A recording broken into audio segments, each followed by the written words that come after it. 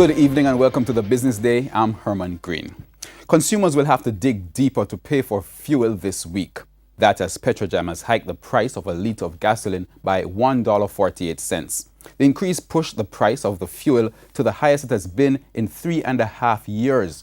The price of regular diesel is also up, rising by $1.84, while low sulfur diesel has gone up by $1.90.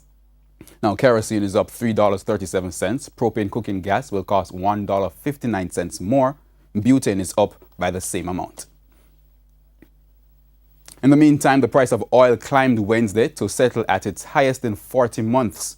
Oil for delivery in May rallied by $1.95 or 3% to settle at $68.47 a barrel on the New York Mercantile Exchange. That was the highest finish for the front month contract since December 1, 2014. Currency trading ended with the US dollar selling for $125.45. The Canadian dollar is selling for $99.53. The pound sterling costs $177.60, while the euro sells for $158.54.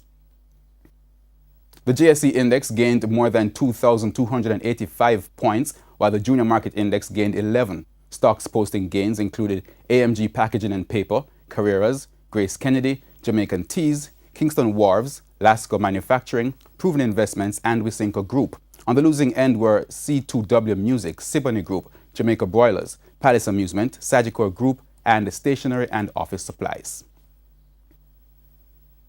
And that's the Business Day. I'm Herman Green. Good evening.